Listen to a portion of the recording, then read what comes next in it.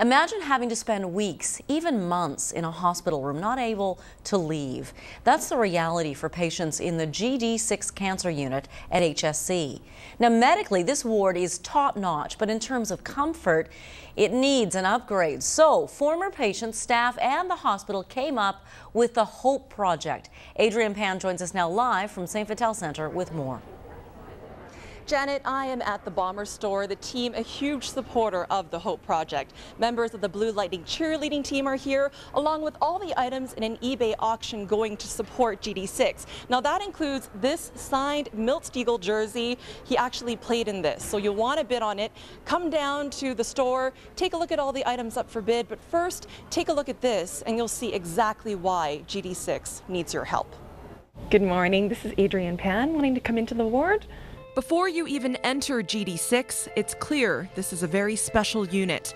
Visitors answer health questions. Anyone who may be sick can't go past the double doors.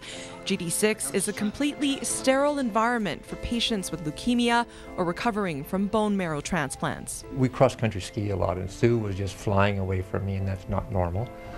Usually we're pretty close together, and so we finally went to see my family doctor. Chris McCubbins has leukemia, diagnosed in February on Friday the 13th.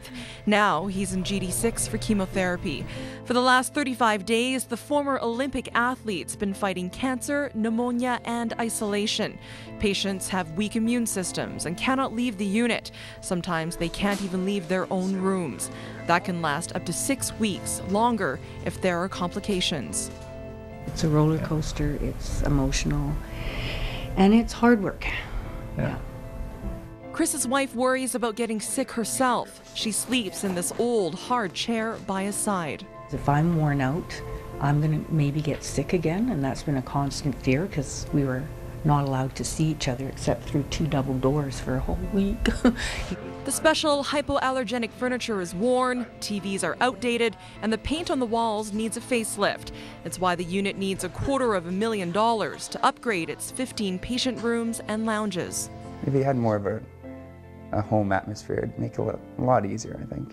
Jamie Hildahl couldn't enjoy a walk outside during the 10 months he spent in GD6 recovering from leukemia and bone marrow transplant. He says it's time the decor matched the doctors. The staff and technology are top of the line, but the surroundings aren't. He credits the staff for getting him through some long, lonely nights. Everyone goes home, you're sitting there and someone just come down and sit down and talk to you for 15 minutes, 20 minutes, and it'll go a long way for sure. GD6 staff work 12-hour shifts and have nowhere to go but this small room with a decade-old futon for their breaks. Raised funds are also being dedicated to making them more comfortable. Every day, Chris is one more calf raise closer to getting back to skiing and his life before cancer. It really just made you appreciate each day totally. And in GD6, a new day truly is a victory. Now, Janet, I'll be back a little bit later with more details on the auction, and we'll also show you who's making a very generous donation to get this fundraising for GD6 really rolling. Now, if you want to take a look at the auction, go to our website at cbc.ca/Manitoba, click on the link and start bidding.